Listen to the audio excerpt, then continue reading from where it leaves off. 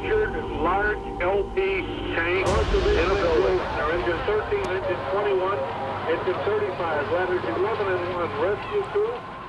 On December 27th, 1983, a fire alarm came in at about 8 p.m. that there was a propane tank that had ruptured inside of a 4-story building that stood right here. What happened next shook the city, literally. It was just after Truck 5 and Engine 1 and the battalion chief had arrived here at this location that the 500-gallon tank of propane exploded and destroyed everything in a 4-block area, reducing it to rubble.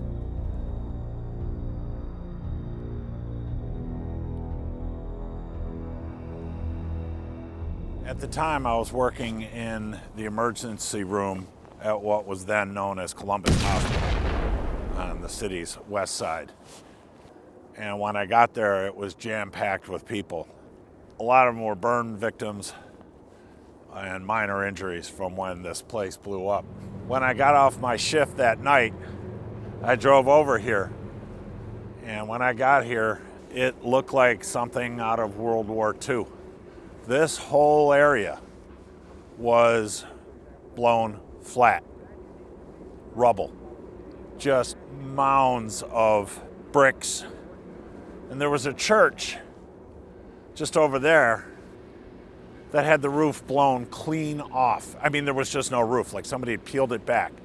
And there was a house just over here that when I looked in the window, still had peas, carrots, meatloaf, forks, glasses of wine or whatever still on the table, and yet there were no windows in the house and nobody in the house and no roof on that particular house.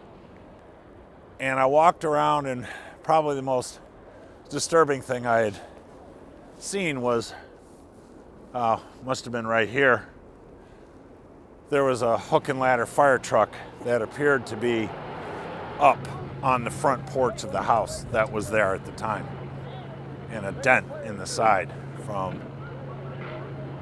where the bodies of one of the firemen that was killed made a dent inside the truck.